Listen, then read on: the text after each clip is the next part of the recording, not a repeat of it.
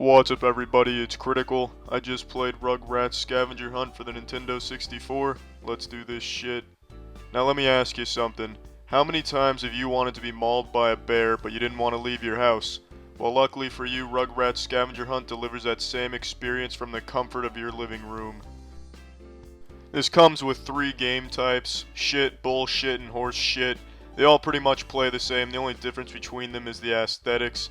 I'm gonna start with Angelica's Temple here. You can play as Tommy, Chucky, Phil, and Lil. The gang's all here and they're roaring to go. I decided to play as Tommy throughout. Now the story for Angelica's Temple is Stu storms into the room, tells the group he's purchased some ancient Aztec dildos. He then gets called away. While he's gone, Angelica tells the babies that the shit's cursed, and if the shit breaks, then their shit's cursed. So she breaks the shit, and then the babies have to play a board game to put it back together. Now the story is no issue, but the characters are. Stu's hair is supposed to be purple.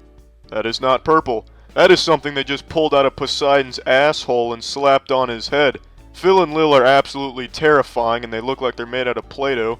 Tommy Pickles looks like a young Hannibal Lecter. Chucky's hair isn't even animated, it's just a picture of spaghetti having sex. Angelica's actually pretty close to her cartoon counterpart, except her hands are knives. I bet you think you're looking at a vagina right now. No, you're looking at Phil and Lil's mouths. Look at that son of a bitch on the right. It's a fish out of water. The gameplay is filled with the most fuck you could possibly fathom.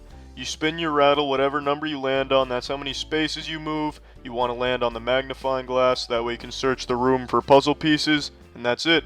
There's no mini games, there's no competition, there's no motivation. Sometimes you don't find a puzzle piece and you might find a screwdriver, which is basically just telling you you should have spent your money buying a screwdriver instead of Rugrats Scavenger Hunt. Now there are other squares here, but they're just an insult to geometry. If you land on a cookie square, you get some cookies. They're the form of currency, but there's really nothing to buy, so they're useless. If you land on a crib, you throw up a signal flare, Dee Dee rushes over and throws your ass in the slammer. Then you have to wait a turn before you can roll your rattle again. And if you land on a dill square, you go for a ride in the Reptile wagon, and that's just about it. Grandpa Lou walks around, Spike hops around, but they don't really do anything.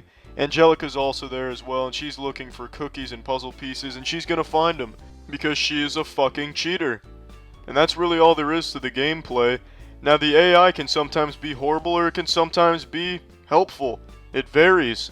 For example, Phil only cares about cookies. He doesn't give a shit about contributing to the team, he doesn't go for puzzle pieces, he just wants to fill his asshole full of cookies. So he'll land on every fucking cookie space he can find, because he's a soldier of cookies, can't you tell, bitch?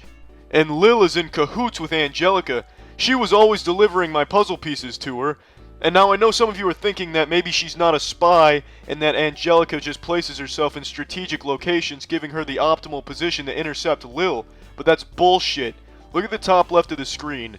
Lil has the compass. The compass enables her to move forward, backwards, side to side. She can move anywhere she damn well pleases. Yet she chooses to please Angelica's titties. This is not a conspiracy theory. Lil is eating Angelica's dirty diapers and making me pay the price for it. It's not rewarding when you win.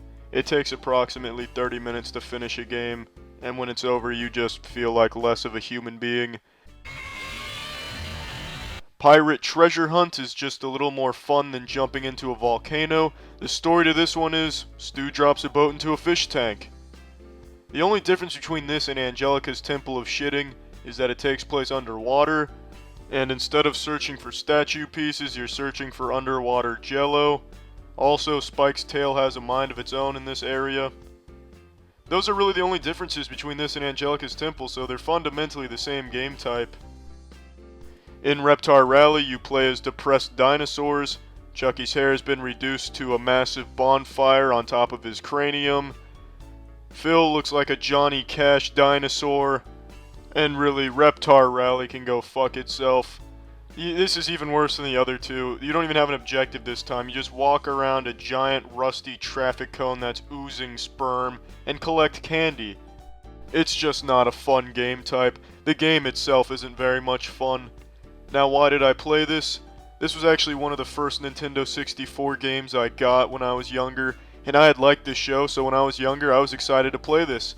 Well, that excitement quickly turned to excrement because I started shitting the fuck out of myself when I played this the first time, and I hadn't played it since.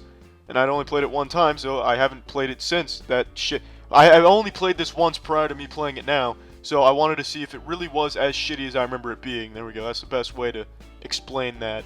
So it was definitely shitty, but it's not as horrible as I remember it being.